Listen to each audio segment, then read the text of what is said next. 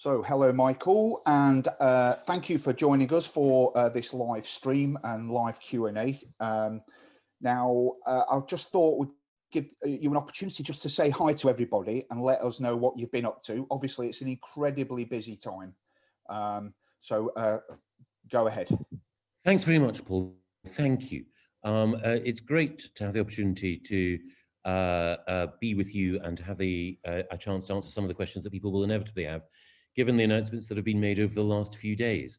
As I think people know, one of my jobs in government is to work with the Prime Minister to help coordinate how government departments respond to the big issues facing us. And there's no bigger issue than dealing with the COVID pandemic.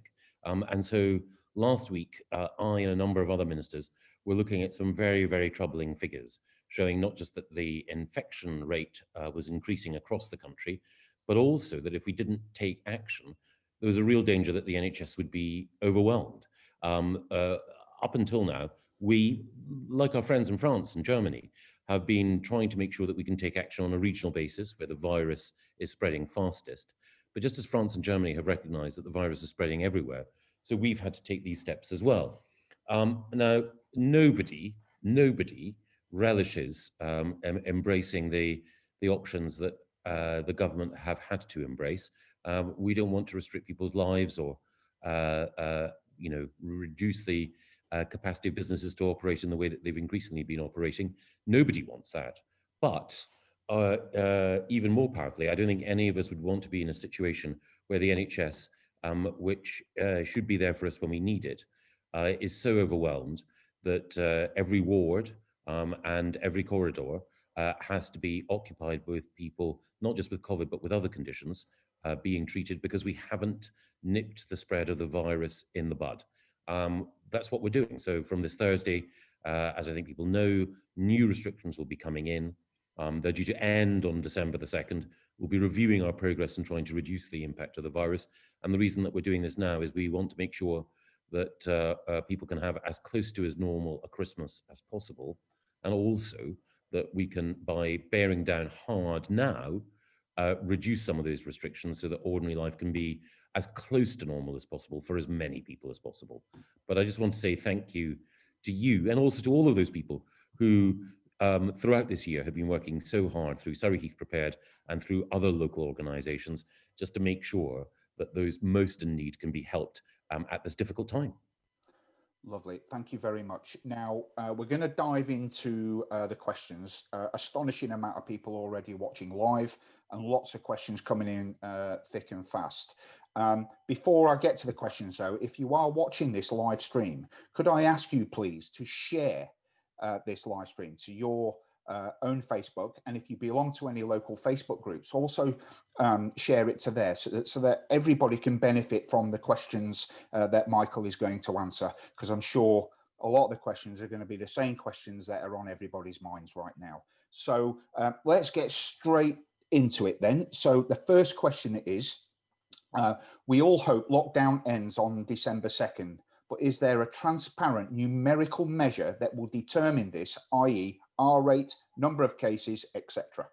Absolutely. What we want to do is to make sure that everyone understands the basis on which we will leave. And so before December the 2nd, we'll be publishing exactly what the criteria are. I think everyone is familiar with the R rate, the rate of reinfection. When it goes above 1, that essentially means that the rate of reinfection is increasing. We managed to bring R below 1 because of the steps that we took earlier in the year. It began to creep up. If R is just above 1, but the overall rate of infection is low, that's something you can live with. But if you've got a lot of people who are infected and R is significantly above 1, then you've got a perfect storm because you've got a large reservoir of infection in the population expanding rapidly all the time. So exactly as the questioner suggested, we need to look at the level of infection overall, and we need to look at the R rate, and we'll be making sure that we publish all that data, show our working, and explain why we're doing what we're doing. And what we also want to do is to make sure that we can move back to a regional approach. It may well be that in a month's time, there still need to be some quite tough restrictions in some parts of the country, but we want as many people as possible to see those restrictions lifted And that's exactly the basis on which we'll proceed. Okay, lovely. Now, I know you and Sarah are dog lovers, so there's a question here from um, a local dog grooming parlour. So the question is, are local dog grooming parlours allowed to stay open if they have no contact with owners and only groom dogs that they consider are welfare grooms? Yes, I think well, the first thing that I would say, of course, is that vets remain open. When it comes to dog grooming, I will come back with specific detail. But if it is the case that it is a companion animal for someone who needs that companion animal, either because they're living with a disability or because there is another reason, then of course we'll be taking an appropriately flexible and compassionate approach. And I will come back with more specific details. I Okay. should say that the approach that we'll be taking in lots of issues is similar but not identical to the lockdown last year. And on the government's website, we'll be publishing not just the specific details sector by sector for what can remain open and what must close, but also a direct comparison between the situation now and the situation earlier in the year. Okay, now I happen to know that lady. She is a constituent in my area, so if you don't mind, I'll drop you an email about that because I know she's quite anxious about it. So the next question: have you seen your spitting image sketches, and did you find them funny? And which is your favourite? I've only seen two with me in it. One with me and Priti Patel, and then one with me in Paris. I do think they're funny. I mean, it's an amazing compliment to be in spitting image. I wouldn't say that the puppet is the most flattering No. I've ever seen, but that's the whole point about spitting image, that it's supposed to poke fun at people in public life like me. But yes, the one of me in Paris with the talking fish I thought was hilarious. Yeah, likewise. Okay, thank you very much.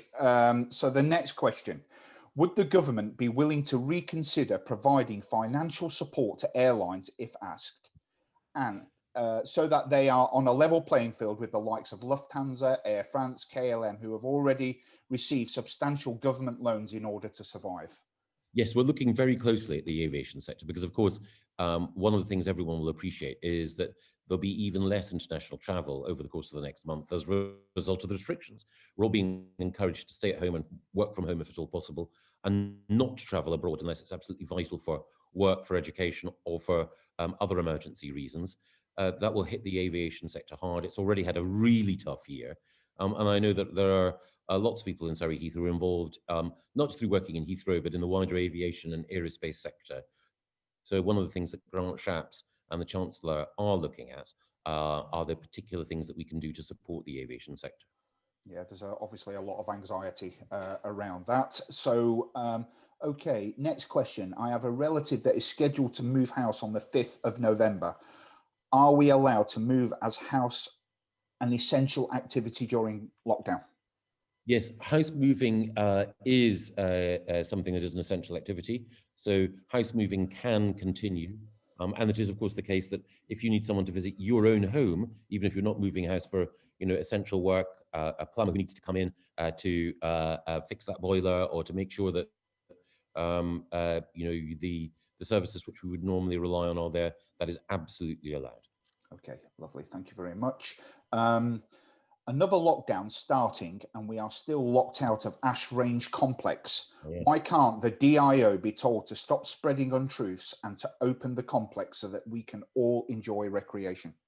Well, Paul, this is an issue which you've been front and center in campaigning on, and thank you to that.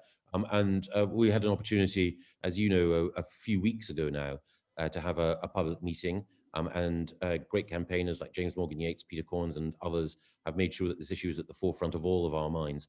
I've been pressing the DIO to take a more constructive approach. I recognise that the first purpose of Ash Ranges, of course, is to make sure that the people who keep us safe can themselves exercise in a safe way, but it's a hugely valuable facility. And you're right, because of lockdown, one of the few things that people will be able to do is to exercise, and making sure that people can exercise on the ranges, I think, is important. So this is another reason in the to and fro that I'm having with the MOD at the moment to emphasise the need for flexibility. Okay, thank you very much. So the next question: why can't pubs sell alcohol as a takeaway, yet in the first lockdown they could, and supermarkets still can? Well, there are specific restrictions which the questioner is right to raise.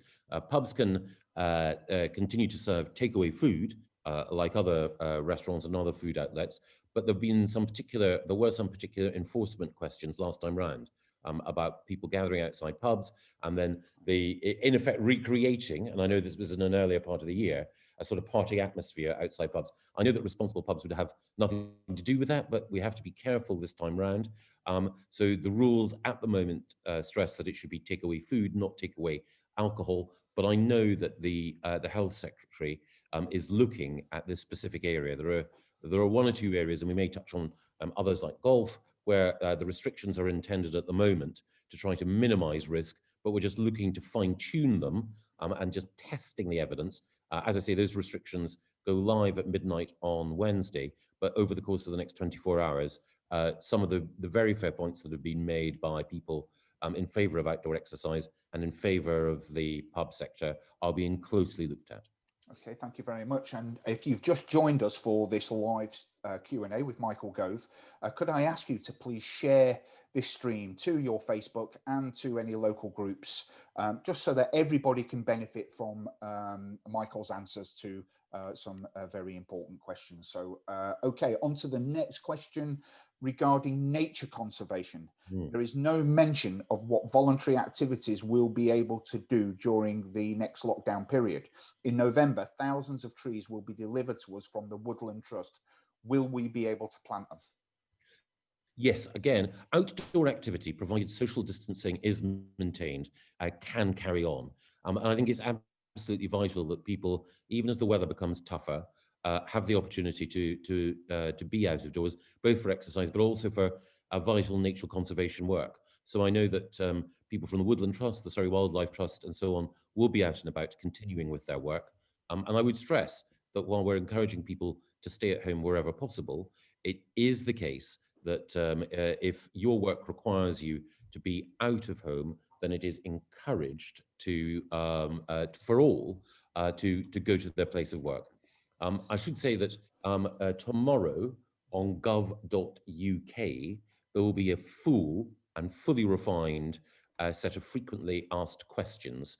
So the work's going on even as we speak, just to make sure that on the areas that I mentioned where there still needs to be just some fine tuning on, for example, off sales of alcohol or golf, that those details will be refined and published tomorrow. Lovely, thank you very much. On a non-COVID topic for a change, can you please let us know your thoughts on requested fireworks legislation change?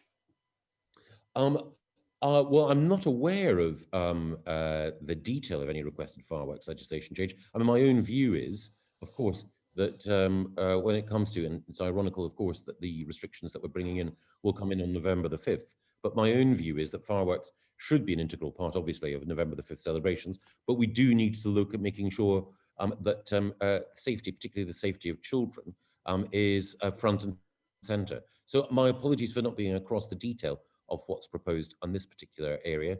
But again, if the questioner wants to get directly in touch with me, I'll look closely at the legislation.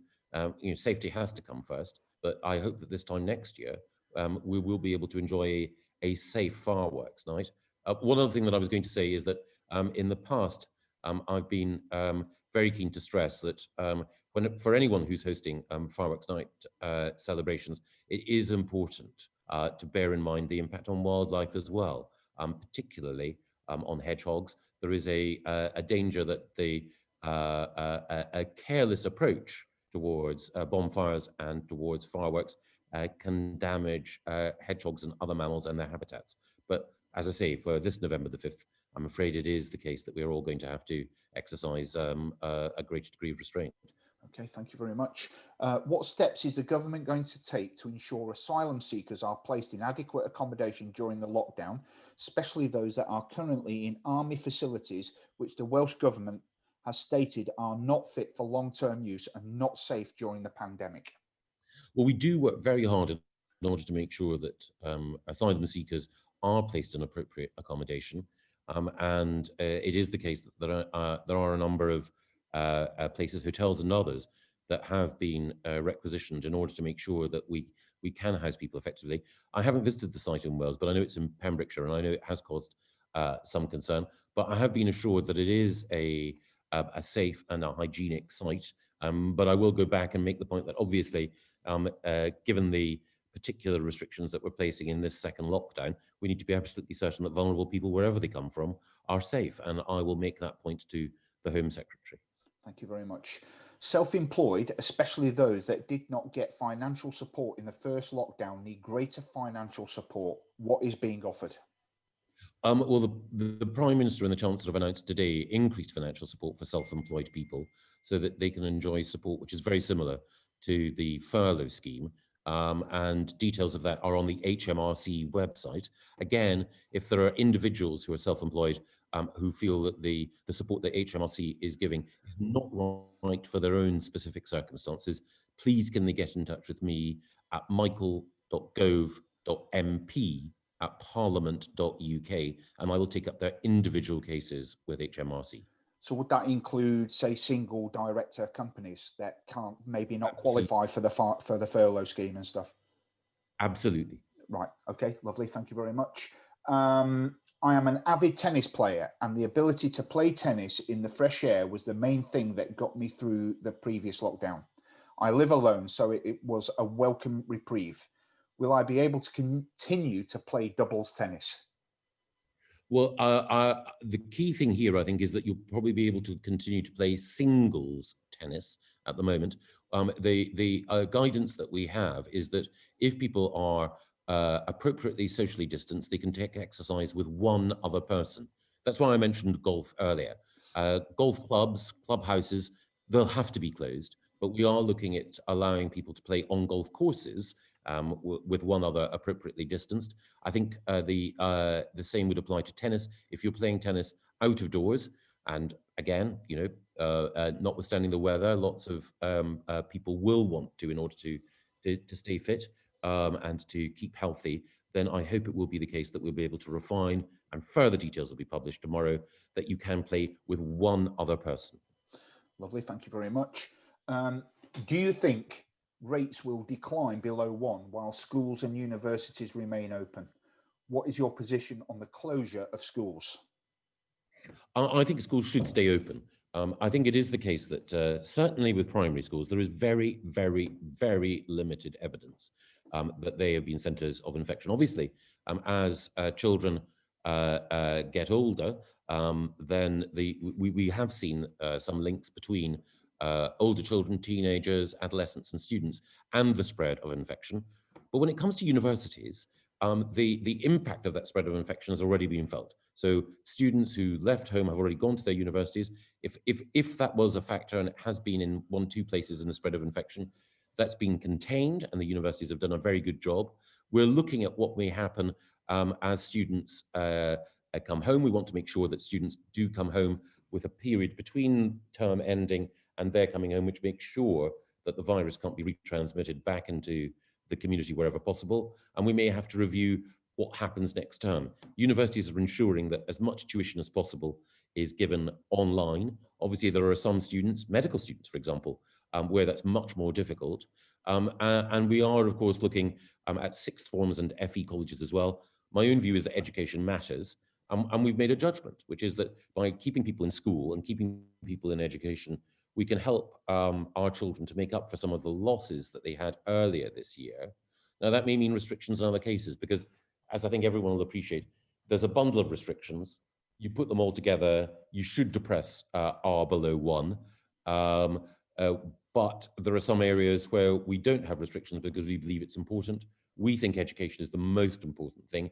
And that's why some other things that I know that people would, in an ideal world, be able to avoid having restrictions placed on, like non-essential retail, are having those restrictions placed on them. These are difficult choices, but I think that's the right one. But obviously, I'm sure some people on this call will differ and think maybe the emphasis should be elsewhere. Okay, thank you very much. So if you're watching this live stream, perhaps if you've just joined, could I ask you to share it to your Facebook feed so that your friends and family can benefit from the answers that Michael is giving? But also, if you belong to any local Facebook groups, perhaps you would share it there too. I think most people want the answers to more or less the same questions. Charities have been suffering very badly from reduced income at the same time as greatly increased demands on their services. Is there any additional help that can be given to them? Well, I am looking at this because various charities have been in touch with me direct, not just local charities, but also national charities like the Teenage Cancer Trust. And I'll be talking to the minister responsible for this, Oliver Dowden, who's the Secretary of State at the Department of Culture, Media and Sport, to see what more can be done. Because again, I think like everyone, I've just been awed and humbled by how hard people have worked in the voluntary and the charitable sector over the course of the last year, and we need to be there for them. So we do need to look at how we can continue to support the charities that do so much. Lovely, thank you. Any plans to extend the Green Homes Grant during these trying times? Are we looking at ways to accelerate clean heating technologies to help us meet our net zero target now it is enshrined into the law? Yes, I don't think there's anything particular about today's circumstances that mean that we will be accelerating it beyond the work that we were already doing, but it is important work. And just to take a step back, one of the things that I say is that the whole pandemic is a reminder that when scientists warn us that our lives could be disrupted, there's a natural human tendency to think, oh yes, these scientists, they tend to be, Jeremiahs. They tend to be people who predict the worst, and I'm sure it won't happen. Well, the pandemic is a grim reminder of that, and climate change is a similar challenge. And even though it's not immediate in its impact on us in the UK, we know it's already having a dramatic impact elsewhere in the globe, and we are not immune from that. That's why we do need to move towards net zero. That's why we do need to make sure that homes are more effectively insulated, that we have energy saving measures, and also more broadly that we move, for example, towards electric vehicles over the course of the next 20 years. Lovely, thank you very much. Can piano or music teachers still go into people's homes to continue working? I don't believe it is the case that they can, no. I will check on that, but I think it is the case that that people who are essential, as it were, to the continuation of a home life, as I mentioned earlier, plumbers, or if someone needs support from a carer, say, then of course they can continue. I'd hate to say that music wasn't essential to all our lives. I certainly find it's essential to mine, but I think that we'd have to accept that music tuition would have to be paused for these 4 weeks. So people, of course, can still practice on their instruments at home. They can talk to tutors online. I know it's not the same as having that piano tutor or music tutor in your home, but I think it does need to be restricted. Okay, thank you very much. Can we guarantee that there will be government support for free school meals over Christmas holidays? No child should ever go hungry.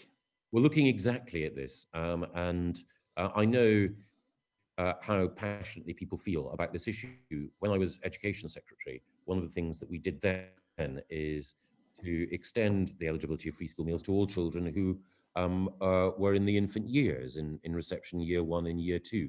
And we did that following a report from a chap called Henry Dimbleby, who was one of the co-founders of the restaurant chain Leon.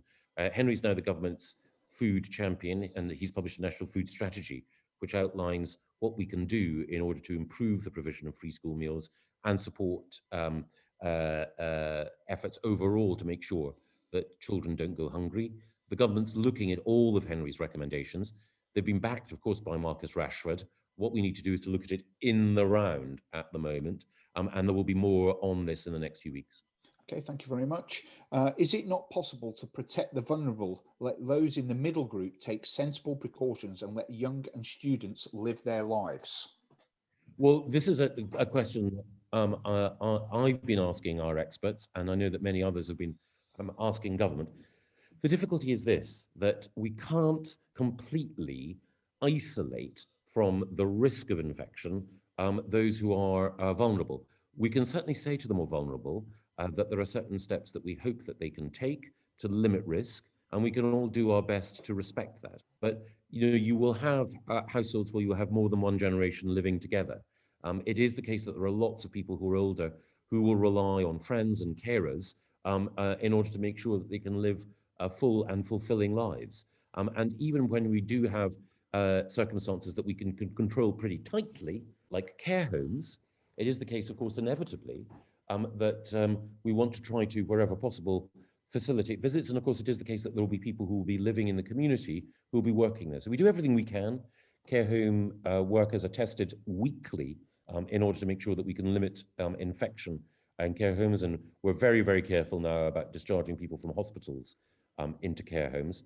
But it's just very difficult when you've got perhaps 10 or 20% of the population that are particularly vulnerable to, in effect, and I know this is put with the best of intentions, but in effect to put a fence around them for months on end. Very, very difficult indeed. And of course, if we did, then the impact on their physical and mental health will be proportionately greater.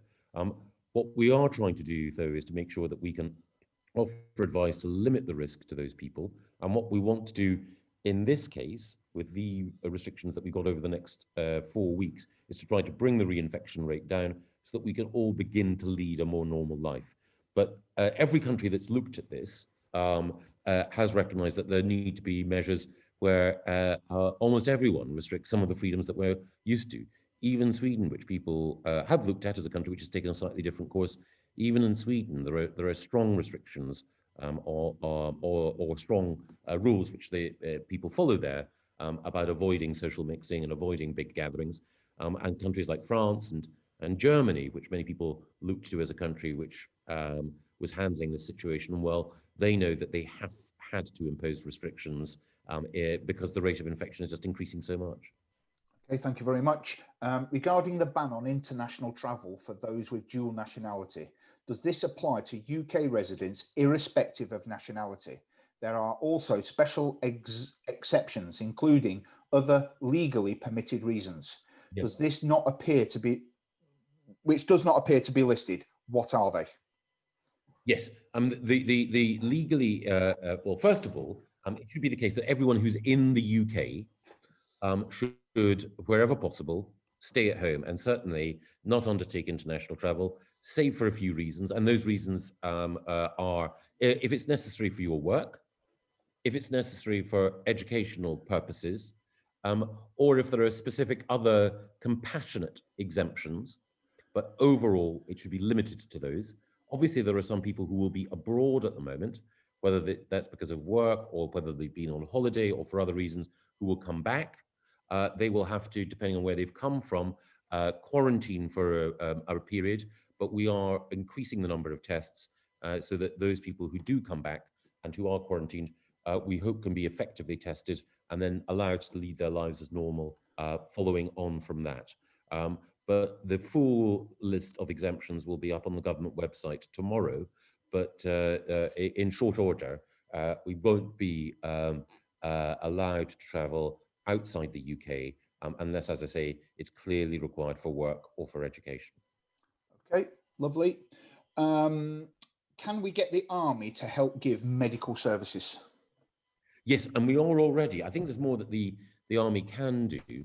But one thing I would say is that the significant increase in testing that we've seen has been delivered with the help of the army. People may have seen the increase in mobile testing facilities earlier in the year with guys in uniform behind that. The person who was responsible for ramping that up at an early stage was someone who'd been the colonel in charge of the SAS. And it will be the case that when we look at improving contact tracing, that the army will increasingly play a role. It was also the case that the army helped stand up the Nightingale hospitals, which sadly, it looks as though we are going to have to use again. And again, the chief of the defence staff has said to me and to other cabinet ministers that, of course, the armed forces are there and ready to help. And I know that there is more that they will be doing in the weeks ahead.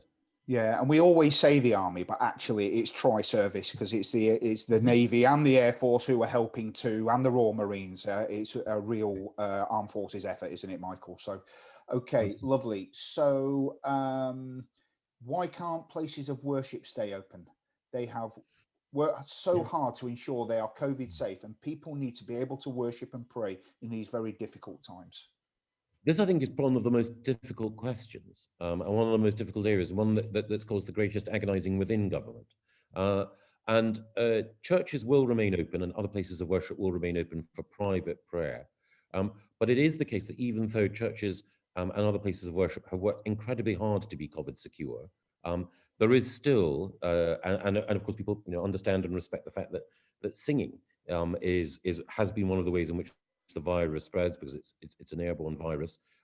It is still the case that there can be inevitable mingling and gathering in church and other services that we just want to minimize. So it is a big sacrifice.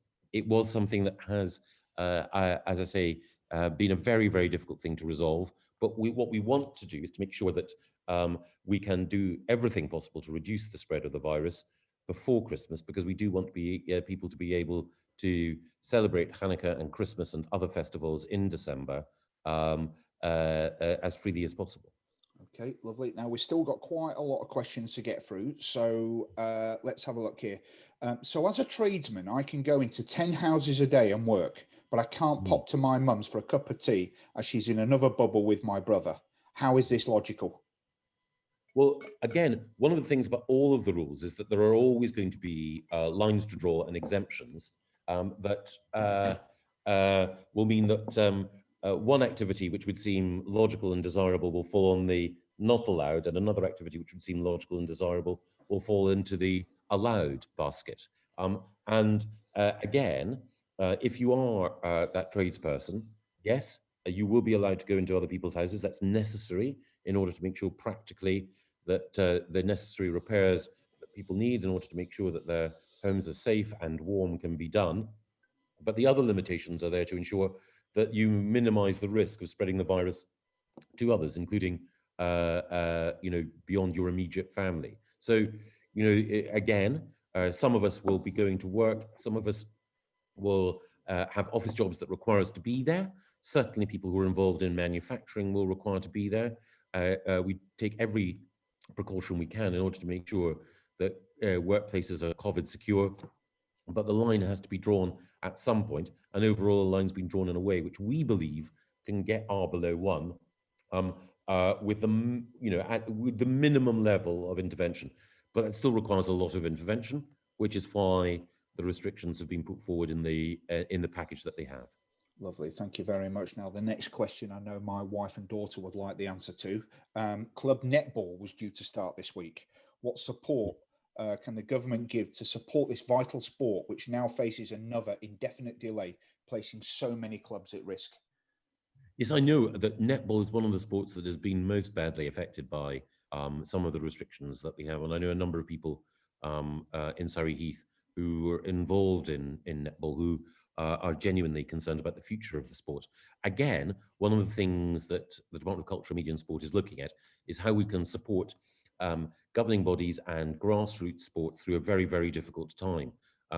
I've had some conversations with some of the elite sports organisations about increasing solidarity payments and seeing what more we can do.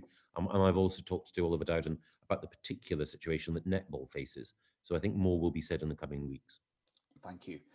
Post Brexit, would you and the government be willing to advocate a CANZUK partnership, as all four nations are already crown dependencies and enjoy a strong alliance with the UK? CANZUK would allow free movement, free trade deals, strengthening not only the ties between great nations, but strengthening our economies as well. Yes, I very much agree with those points. We've already secured a free trade agreement with Japan, but we're on course to secure free trade agreements with Australia, with New Zealand, now that the Prime Minister has been re-elected, and also just last week, Justin Trudeau, the Prime Minister of Canada, confirmed that it should be relatively speedily the case that we conclude a free trade deal with Canada. On the whole question of freedom of movement between these countries, again, all of those countries have their own, quite rightly, rigorous immigration policies. But I think the more that we work together, the better. And it's already the case that we work together in all sorts of ways.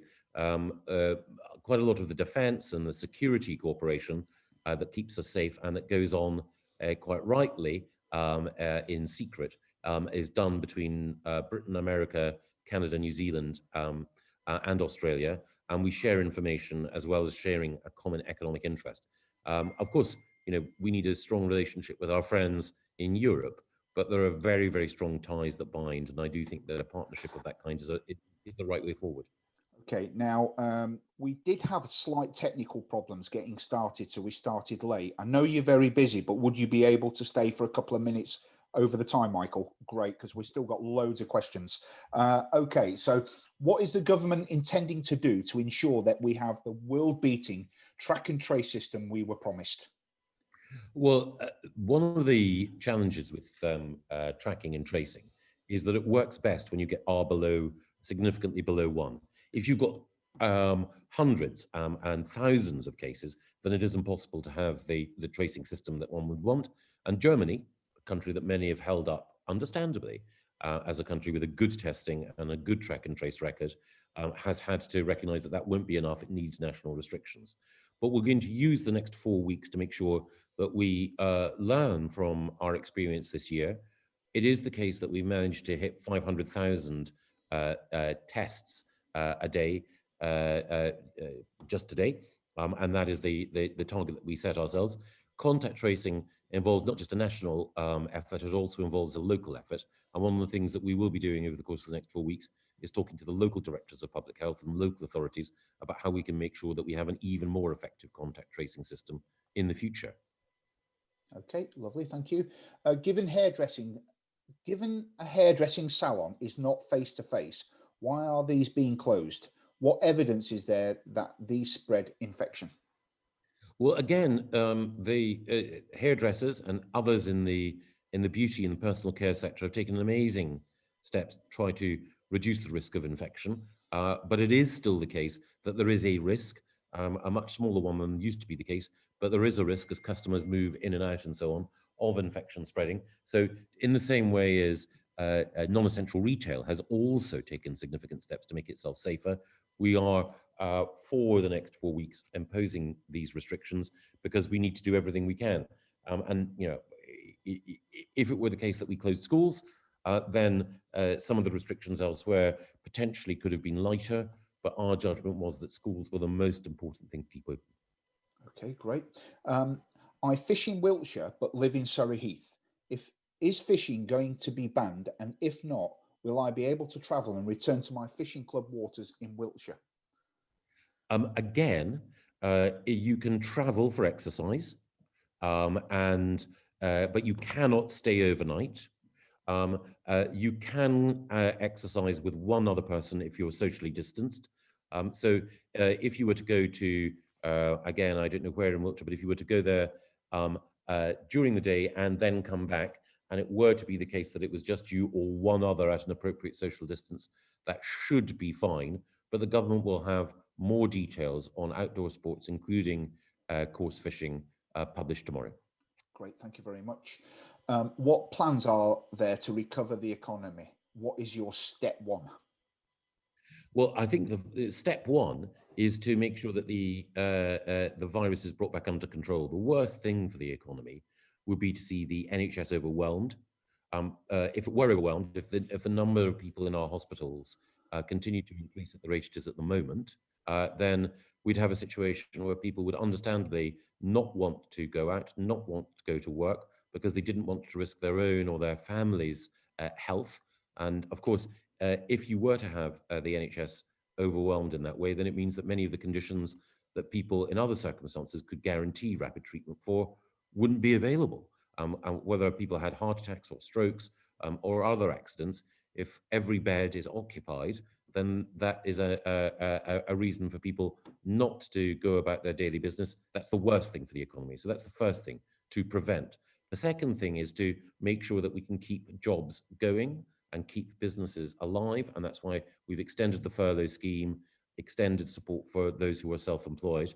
I think the next thing that we need to do, and we have been looking at this, is to look at how we can invest in infrastructure, invest in skills, and support strong businesses to grow. Those things were always part of the government's economic plan, but they become even more important now.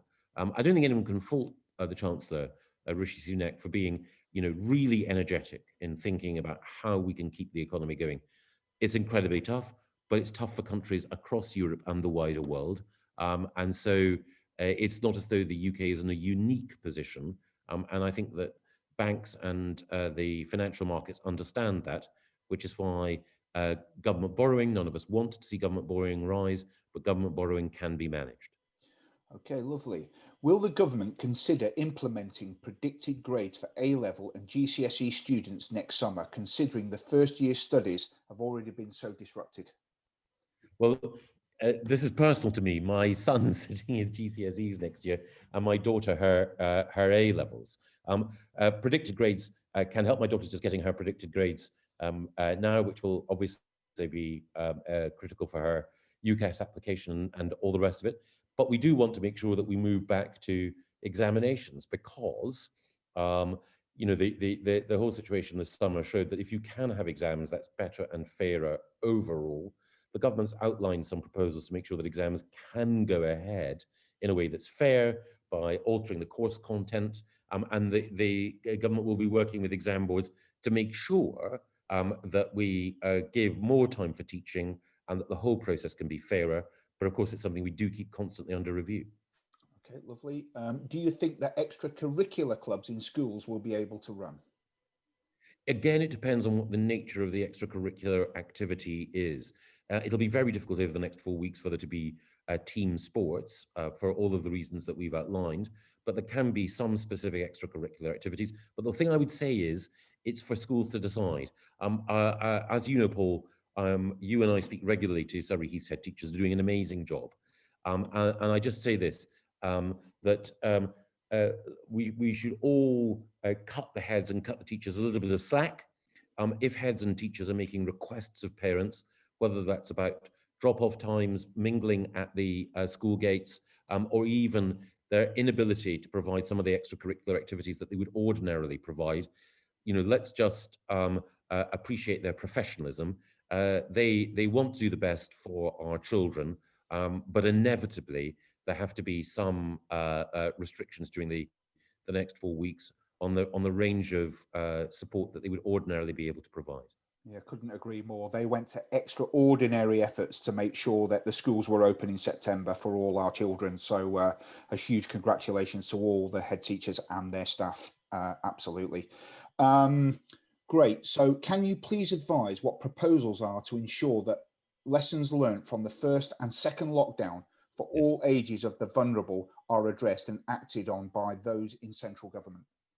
Yes, I think we've already learned some lessons from the first lockdown, and I hope on everything from making sure that hospitals have adequate PPE to making sure that we have a much more effective way of preventing infection getting into care homes, that we're in a stronger position. And again, one of the things that we've learned from the last 2 weeks is that Liverpool, by taking appropriate steps early on, has managed to contain the spread of the virus, but not reduce it to the levels that we would want. So we know that these restrictions, while they're painful, can work. And we continue to learn from it. In due course, there'll be an independent inquiry into how everyone's responded, government and others, to the pandemic. And I'm sure there'll be some difficult lessons to learn from it. But we're already learning lessons as we go about how to improve our response. But we do need to be in a position, as well as adapting as we go, to be honest and humble about what's gone right and what's gone wrong. Okay, thank you. The suicide rate in the UK is at a 10-year high. Lockdown will make that worse. What is the government doing to address this issue? Well, the Royal College of Psychiatrists issued a statement today drawing attention to the additional support that will be available for people who are living with mental health problems. Absolutely. We have seen a growth in mental health problems as a result of the onset of the pandemic. But the Royal College of Psychiatrists and other mental health experts say that the mental health consequences of letting the virus spread even further would be greater. I mean, that's the horrible thing about the virus. As the chief medical officer said, there are no good answers. There are only less bad approaches. So it's not as though there's a trade-off here. And the one thing that I would say again is that our local GPs have been brilliant in providing help and support. But the other thing, again, and I know this is true, is for people across Surrey Heath, just to show that degree of sensitivity and consideration towards others. These are going to be quite difficult weeks. Tempers will fray, people will be upset and under pressure. So if we can all show the maximum amount of kindness towards one another, I know people are and will, but that's as much a message to me and to other politicians as it is to anyone. Thank you very much. Care homes residents should be allowed out for daily exercise, just like all other members of society. Do you agree? I think it's appropriate for people to take exercise if they can, but it's also appropriate to recognise that there are some people who are in very vulnerable conditions and who do need to take extra care. And so, yes, it is appropriate for people to take exercise, and the general rule is that you can exercise for as long as you want. And indeed, as I mentioned earlier, if you want to drive or travel in order to be somewhere where you can take part in your favourite sort of exercise, and so on. But we do need to be very careful with people who are in care homes and other settings, again, because they are uniquely susceptible to the terrible effects if they do catch the virus. Okay, thank you very much. Now, with the extra time you've allowed, so we've got about 15 minutes to go. Still quite a lot of questions to answer. So, will the schools be able to shut windows during the winter? Year 11s are finding it difficult to concentrate due to being too cold with thermals and coats on. They are already disadvantaged due to lockdown. Opening windows surely needs to be looked at. Yes, absolutely. We want to have, and we know that good ventilation helps reduce the spread of the virus, but we also need to balance that with just making sure that people can learn appropriately. The schools, as we just touched on earlier, have done an amazing job in helping students to return. And I had the chance to visit just a few weeks ago Ravenscote Primary and Connaught Junior School, and they are doing a great job there. They do need to be cut some slack in this regard, and it is appropriate. If we can keep somewhere well ventilated, yes, but it's more important that children are comfortable and can learn. Okay, thank you. What is the exit plan if there's no vaccine? Well, we think, and scientists agree, that we're getting better all the time at treating the disease. We're getting better all the time at providing appropriate treatment, not just in hospital, but out of hospital, providing people with, for example, the pulse oximeters that enable them to monitor their blood oxygen. And so we are seeking to make it easier overall to fight the virus. But scientists do think that there is a very strong chance of securing a vaccine. And again, I mentioned earlier that scientists are sometimes thought to be a bit depressing in their commentary on this virus. That's because they're realistic. They're looking at the facts, they're looking at the numbers, and the same scientists who say that we need to take these steps to reduce the spread of the virus are also cautiously optimistic about a vaccine coming. That doesn't mean that it's definitive, but when they are cautiously optimistic, I think that is a good sign.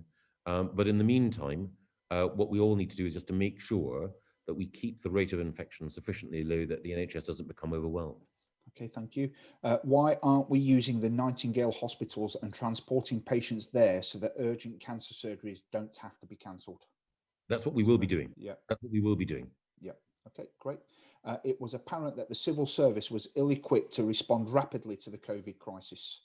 As you will have known from the civil service reform, will you, as MCO, be able to afford civil service reform commencing 2021?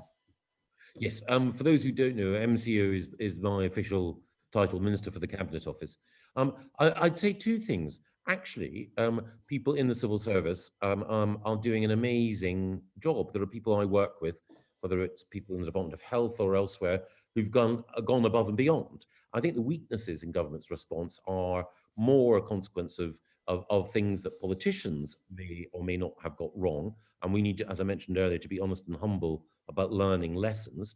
But it's also the case that the systems which politicians have designed for civil servants to work within need to be overhauled. And part of the lesson of the pandemic is that we know that there are parts of government that have done a brilliant job, other parts less so. That is not because of the civil service or civil servants, it's because structures that ministers have designed need to be reformed, and that's what we're looking at doing. We want to make sure that the suffering hasn't been in vain, and that we have an even more effective approach towards helping people in the future. Okay, lovely. Thank you very much. Will dentists stay open? Yes. Great. Michael, please can you help Frimley High Street? The council are spending millions of pounds on Camberley, nothing for poor old Frimley. Well, I do appreciate that Sarah Jane Croke, who is a brilliant local councillor, has been a fantastic champion for Frimley High Street. And one of the things I would say is that we all know that our high streets are facing a difficult time. The investment in Camberley Town Centre, I think, is a wise investment for the future, because we want to make sure that we have a living and vital town centre. The shape of town centres is going to change. Some of the traditional shopping outlets and change are going to be superseded by different sorts of businesses. And I absolutely agree that we need to have a similar medium to long-term vision for Frimley High Street and for other high streets. If you look at what's been happening elsewhere in Surrey Heath, Bagshot High Street has been changing over time. There are more small, locally owned businesses from Roos to Spokes, which are providing a service. They're facing a really difficult time at the moment, but I do agree that what we need to do is to recognise that a spirit of community is one of the things that is important at a time like this. Community depends on people having their own local community and village, having the facilities and the pride that we'd all like to see. And so I do think, working with Sarah Jane and others, that we can develop a plan for Frimley and a plan for Frimley High Street. Okay, thank you. Why is St Paul's Cathedral Choir being allowed to sing in the cathedral today, but local churches are not allowed to function with a congregation? I did not know that St Paul's Cathedral Choir was singing today. It is the case that singing performances are strictly limited, and it's a difficult thing. I'm a huge, I mentioned earlier, huge music fan. I'm not a particularly good singer myself, but I love choral music and singing in live performance. But we know that quite a number of the outbreaks that we had earlier in the UK and elsewhere came from choirs, just because, when you were singing or indeed speaking loudly, droplets spread over a wider area, and the infection spreads as a result. And that's why we've had to take the steps that we have to restrict singing. I think that some singing can take place in specific controlled circumstances for appropriate performance, and that may have been what's happened in St Paul's Cathedral earlier today. But communal singing and in churches with community choirs and so on has had to be restricted. It's heartbreaking, but that's just, in the nature of the virus. Okay, thank you. How are you addressing rogue developers in Surrey Heath? Well, one of the things we want to do is to make sure that we can have appropriate development control. If anyone has any concerns about developers who've been granted planning permission and who either haven't honoured the terms of their planning permission or who are playing fast and loose, again, just let me know. Paul, you and I have worked in the past to deal with some developments that have not been done sympathetically. And of course, you and I have worked to make sure that some developers honour their commitments as well. And as people will know, like you, Paul, I want to see affordable housing for local people, but also when there is insensitive development, I always do my best to work with local people to stop that. And some people may have seen that I, along with people from lots of different backgrounds, were working together to try and stop a particular development in Bagshot and Chapel Lane, which was insensitive from every point of view. But I think every individual development needs to be looked at in its own terms. And I do know that at Surrey Heath Borough Council, they have given more resources to the enforcement team there. So they're looking very closely at that sort of thing too. So why is no financial support being offered to commercial tenants who sublet premises? We can't survive another lockdown paying full rent with no support. Let me look into that. I know that we obviously need to make sure that there's a private rented sector to complement social housing in order to make sure that people can have the places that they need close to the work that they enjoy. So let me look at that specific case. Okay, lovely. Why can't I go to the gym? Being physically fit is a better way to combat COVID than isolating yourself from it. Well, being fit absolutely is important, but one of the things about gyms is that again, steps have been taken in order to make them more COVID compliant, but they are places where mingling can take place in a way which does lead sometimes to the spread of the virus. People can take exercise, of course, outside, as I mentioned earlier. Look, I know it's tough. There's a world of difference between being inside in a gym and having access to the range of facilities that a gym has, and exercising outside. There's a different world of difference between attempting to run on a cold, wet, and windy November day, and being able to do weights and other exercise in a gym. But it is for 4 weeks, so I hope people will bear with it. And again, the part of staying healthy is making sure that we're not in a position where we can either be unwittingly spreading the virus or catch it ourselves. Okay, now what are you doing about people crossing the channel while we are all in lockdown? Well, again, the number of people who've been attempting to cross the channel has dropped as the weather inevitably becomes worse and the channel crossing becomes more difficult. But it's also the case that I've been working with the Home Secretary. She's appointed a guy from the Navy, Dan Omani, to be in charge of the task force looking at this. There are regular patrols from Border Force. They have the boats required in order to make sure that we can help people. There are some desperate stories of people who put to sea in conditions and in circumstances they absolutely shouldn't, and that's because they're being exploited by people smugglers. We need to do everything we can in order to deal humanely with people who are genuinely fleeing persecution. But again, one of the points that many people make, and I do think is fair, is that if you're in France, you're in a safe country. And we do need to do more to work with the French in order to make sure that we can manage the situation. Okay, and while we're on the subject of France, what is your opinion on the horrendous beheadings? Well, I think it's horrendous and horrific and terrible. And I've sent a message to part of my job is talking to people in the French government, and I've sent a message to them saying that we in the UK are absolutely on their side.